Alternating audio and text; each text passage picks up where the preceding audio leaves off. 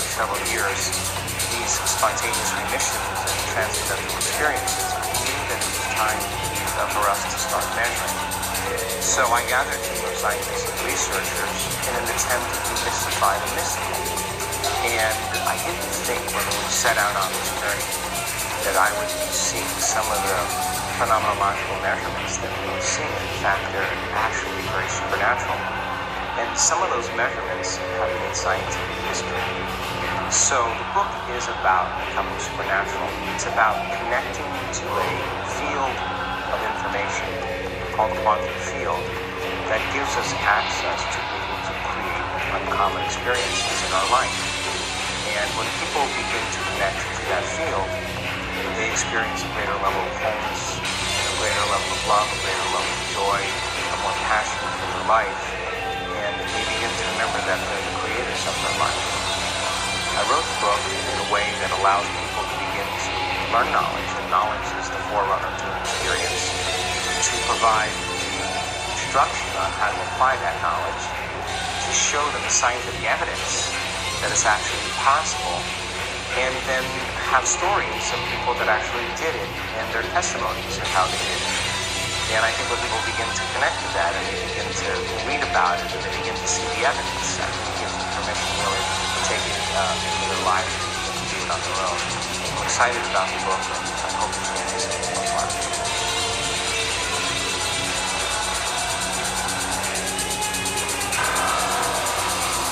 Thoughts are the language of the brain. Feelings are the language of the body. How you think and how you feel creates your state of being. Nobody changes until they change their energy. The moment you start feeling whole in gratitude, your healing begins. The moment you start feeling abundant, you're generating wealth. The moment you're in love with yourself and in love with life, you're going to attract your success. Well, I think for some of us to wake up, we need a wake-up call. I was in a triathlon in Palm Springs, California. I was on the biking portion of the race. A four-wheel drive vehicle catapulted me out of my bike. I wound up breaking 6 vertebrae in my spine. I just made a deal with myself that if I was ever able to walk again, I'd spend the rest of my life studying the mind-body connection and mind over matter. We're talking about your nervous system becoming the greatest pharmacist in the world. Once people start breaking through and they wrap their mind around this, health and wellness can be as infectious as disease. So I would love to see the world more loving, more peaceful, more healthy. Because when you believe in yourself, you believe in possibility. And when you stop believing in possibility, you stop believing in yourself.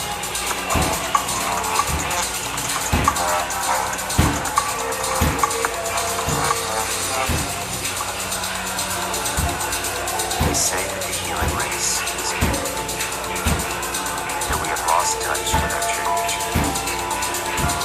The media has corrupted us, and that the planet has no future. I disagree.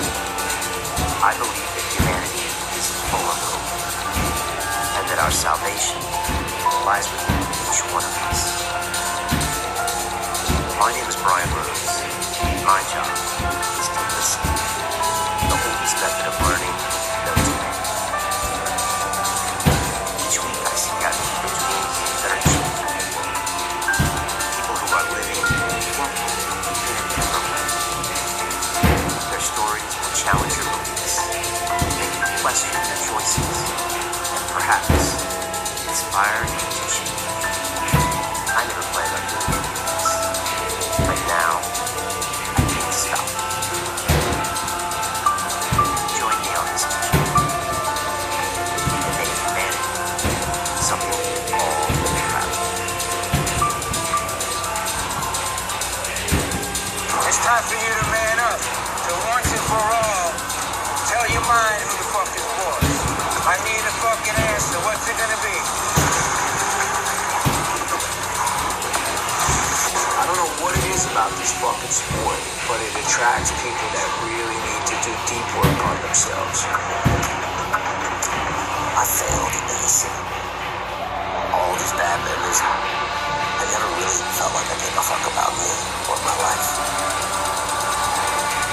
almost killed myself. Like, think about something that is going to drive you when it really hurts. Some kind of demon you want to fight. This is not Pussy Man. This is Iron Man. Under pressure reveals true character. What are you going to do? You're going to be in Chattanooga May 20th or what?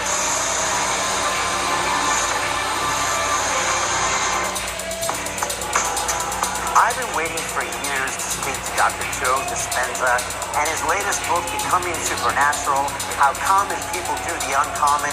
It's just fascinating. He teaches people how to rewire their brains, and this all started when he had a triathlon accident years ago. And don't think I'm not paying attention.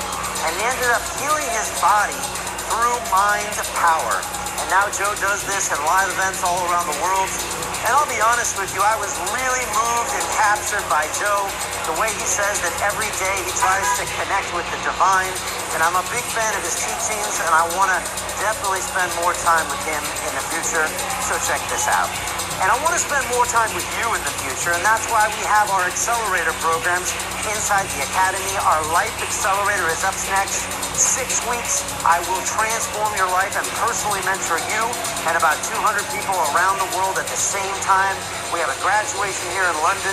It's changed lives. People have gotten London Real tattoos on the back of it. And here's a little bit more about London Real Academy. London Real doesn't stop when the conversation ends.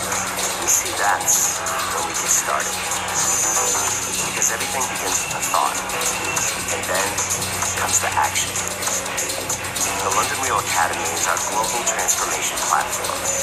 Here we bring together thousands of students from over 75 countries.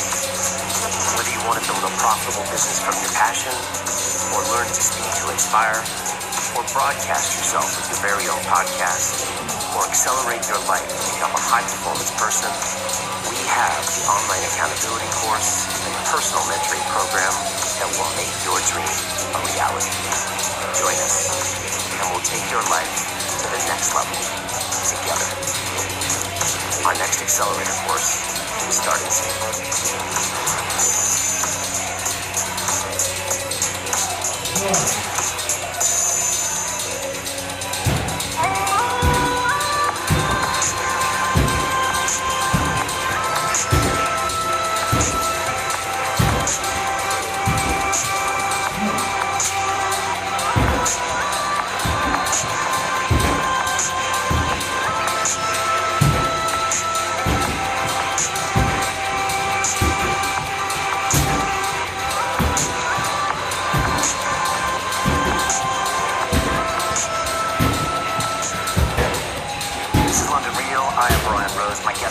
Dr. Joe Dispenza, New York Times bestselling author, international lecturer, researcher, and educator.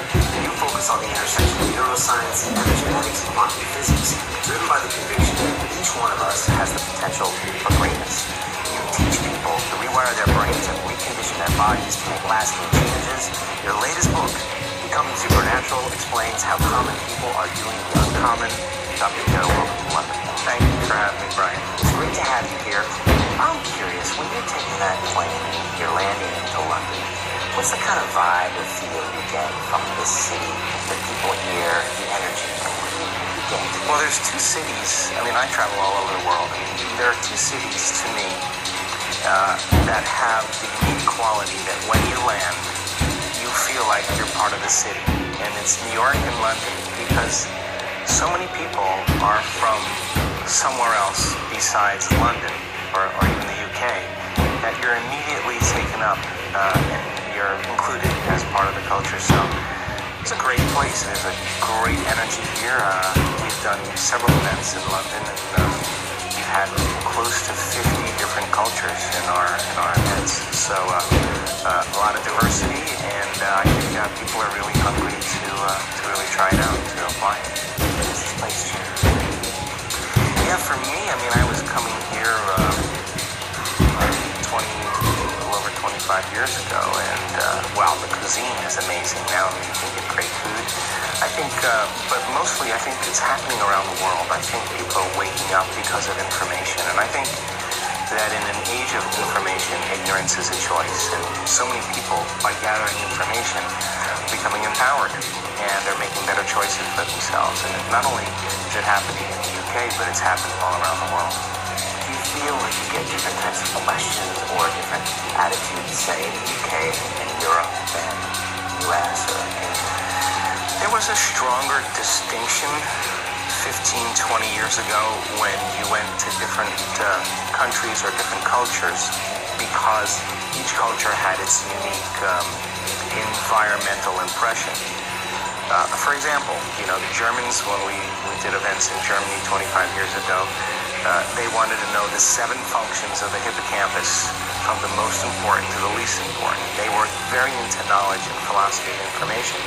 Take a culture like the Italians. They could care less about the knowledge, they just wanted the experience. And because of globalization, because information is connecting so many people, you're seeing kind of a dissemination of that uniqueness, and more people are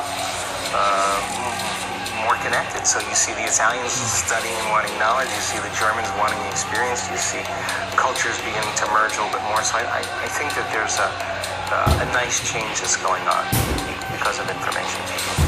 I want to talk about some of your work in the last 30 years. I want to talk about the book, but first I want to ask you about something that happened in 1986. And the reason this means a little bit more to me is because on May 20th, 37 years, I did my first Ironman race. I was challenged to do it. I'm in training, but I've never actually had that experience where I'm going to jump in the water with 3,000 people, bike, and run. Look, I'm excited, but I'm also not sure what's going to happen. Yeah. But I don't think you would be sitting here in this chair unless you went out for a similar triathlon back in 86. And it's an important part of your journey. Can you tell us what that was all about? Well, I think for some of us to wake up, we need a wake-up call. And in 1986, I got the call. I was in a triathlon in Palm Springs, California. I was on the biking portion of the race. I was making a turn, and there was a police officer on the corner.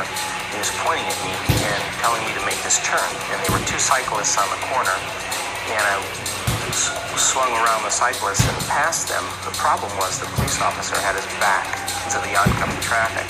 So when I passed the cyclist and I made the turn, this 4-wheel drive vehicle going about 55 miles an hour catapulted me out of my bike, and I wound up breaking 6 vertebrae in my spine. And the compression from the force of hitting the ground compressed the vertebrae called compression fractures. And when you compress volume like that of material, it's got to go somewhere. So it went back on my spinal cord. And because of the way that I landed and that I flexed forward very hard, the top vertebrae, T8, thoracic number 8, compressed more than 60%, and the arch that the spinal cord passes through broke like a pretzel. So I had multiple compression fractures. I had bone fragments on the cord, and I had the neural arch of T8 broken. So the typical protocol for that is what's called Harrington rod surgery, where they do a full laminectomy. They cut off all the back parts of your vertebrae. In my case, base of my neck to the base of my spine, screw in these stainless steel rods. The action of screwing the rods into the vertebrae could cantilever the spine off the cord and make some room. But if it doesn't work,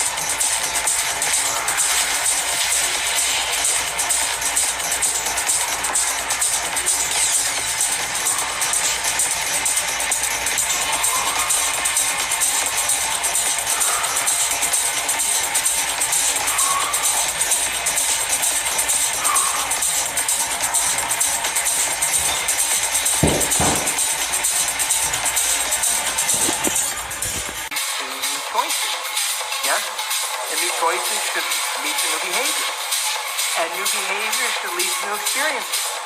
And then new experiences should create new emotions, yes? And new emotions should inspire new thoughts, and that's called evolution, yes? So then those emotions that Greg was talking about this morning, the majority of people in the Western world spend the majority of their life living by the hormones of stress. Now, stress is when your body is not at a homeostasis. The stress response is what your body innately does to return itself back to order. That's the first definition of resilience. Now, you have three types of stress. You have physical stress, like an injury, an accident, a fall, or trauma. You have chemical stress, like viruses and bacteria and blood sugar levels and heavy metals and hormones and foods and hangovers. And then you have emotional stress, right? Traffic jams and internet connections and second mortgages and single parenting and 401ks. And each one of those things knocks your brain and body out of balance. And all organisms in nature can tolerate short-term stress. If the deer gets chased by a pack of coyotes, if the deer outruns the coyotes, 15 minutes later it goes back to grazing and the stress is over. Human beings are different. We can turn on the stress response just by thought alone. You can begin to think about some future worst-case scenario. And because the privilege of human beings is that we can make thought more real than anything else, we can focus on that possibility to the exclusion of everything else. And you can knock your body out of physiological balance just by thought alone. And your body, as the unconscious mind, believes it's in that experience in the present moment. And we can unfold past bitter memories that are tattooed in the recesses of our gray matter, and like magic, we bring them to life. And in that moment, it's real. And so the hormones of stress, long-term, push the genetic buttons that create disease. And no organism can tolerate living in emergency mode for extended periods of time. So then think about this. You can turn on the stress response just by thought alone. How many people have done that? You've done that? It's called being human, right? And we know that the hormones of stress dysregulate and downregulate genes to create disease. So that means then your thoughts can make you sick. So here's my question. If your thoughts can make you sick, can your thoughts make you well? I'm talking to the right audience. So then, the hormones of stress, though, give the body and brain a rush of energy. And it's like a narcotic. It becomes a drug. And people become very addicted to the adrenaline and the stress hormone. And they use the problems and conditions in their life to reaffirm their emotional addiction, so they can remember who they think they are. The bad relationship, the bad job, the terrible circumstances, all of that is in place because the person needs that to reaffirm their emotional addiction. Because God forbid they couldn't feel anything. So then if the hormones of stress become like a narcotic, and you can turn on the stress response just by thought alone, then we could become addicted to our own thoughts. How many people are still with me? So then if you become addicted to your own thoughts when it comes time to change, then you can understand then, just like an addict, the moment you're no longer thinking certain thoughts that are making certain chemicals for you to feel a certain way, and those feelings drive the same thoughts. You know, like if you have an insecure thought, you begin to feel insecure, right? Come on. And the moment you feel insecure, you're going to think more insecure thoughts, yeah? And if you keep doing that for 20 or 30 years, it's going to feel pretty familiar, yeah? And then you're going to say, I am insecure. But whenever you say, I am anything, what you're saying is you're commanding your mind and body towards a destiny. So if the body has been conditioned to the mind of insecurity, don't you think then the moment you're no longer going to think insecure thoughts and fire and wire those circuits in your brain and then produce the blend of chemicals for you to feel that way, don't you know your body is going to do what? It's going to look back up at your brain and say, hey, I modified my receptor sites for you. We've been doing this for 20 years. I'm counting on those chemicals coming. Now you're just going to stop? And it's going to start sending signals back to the brain. And the hardest part about change is not making the same choice as you did the day before. So these people understood that their 20 years of hatred, or their 30 years of anger, or their 15 years of fear or insecurity was the very reason that they were sick. And because feelings and emotions are the end product of past experiences, and we can remember experiences better because we can remember how they feel, if the environment signals the gene and the environment produces a chemical reaction, then as long as you're feeling the same way every single day, there's no new information coming from the environment, and you keep signaling the same gene. How many people are with me? So then the emotions of anger and aggression and hurt and hostility and hatred and prejudice and fear and anxiety and insecurity and hopelessness and powerlessness and depression, guilt and shame, those are all familiar emotions to us because we've experienced the events correlated with them. How many people are still with me? And it's those emotions that are derived from the hormones of stress. And if you keep knocking your body out of balance, that imbalance becomes the new balance and you're headed for some type of disease. And these people began to realize that they had to change that. And when we react to something or someone in our life, there's always a change in our chemical state. We're altered in some way. And if you don't know how to control your emotional reaction to that event in your life, and that chemical refractory period continues for hours or days, that's called a mood. What's wrong with you? I'm in a mood. Oh, really? Why? Thought you'd never ask. Well, this thing happened to me 5 days ago. And I'm living by the same emotional reaction. Now, if you keep that refractory period going on for weeks or months, that's called a temperament. Why is he so angry? I don't know. Why are you so angry? Well, this experience happened to me 9 months ago. And I'm living by the same emotional reaction. One long refractory period. And if you keep it going on for years on end, that's called a personality trait. And most people wear their emotions layer by layer, and they believe that's who they are. And there was an article in Scientific American just 2 months ago that scientists said that 50% of what you say about your past is not true. Because you're not the same person. You make up stuff. And so then, if feelings and emotions are the end product of past experiences, now stay with me. Did Greg say we need to think differently? Yes? So how many people in this audience believe that the way you think has something to do with your life? You do, yes? Okay, so feelings and emotions are the end product of past experiences, yes? You can remember experiences better because you can remember how they feel, yes? So then, if you can't think greater than how you feel, or feelings have become the means of thinking, are you thinking in the future or are you thinking in the past?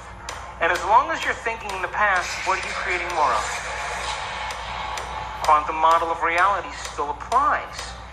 And so, if you're feeling the same way every single day, then according to our biological model, it means nothing new is happening in your life.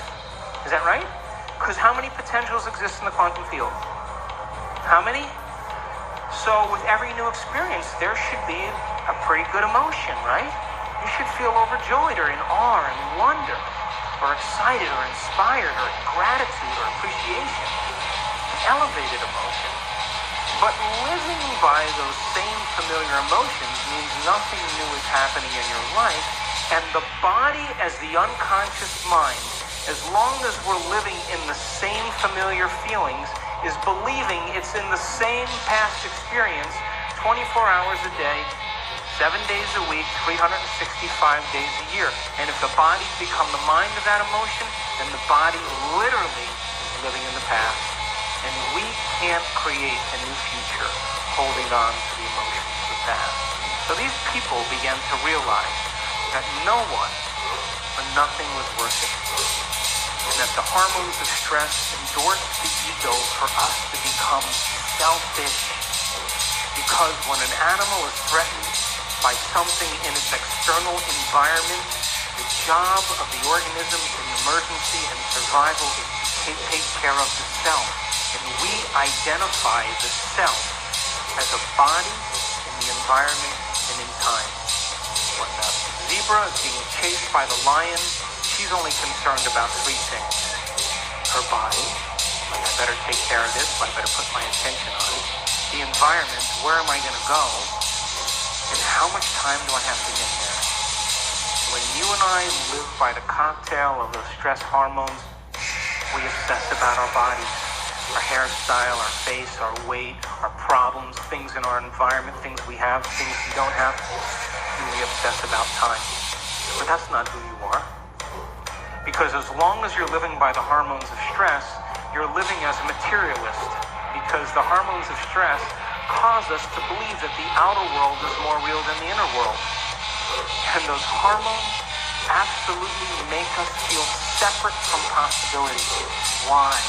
Because when you're being chased by a lion, it's not time to create. It's not time to trust. It's not time to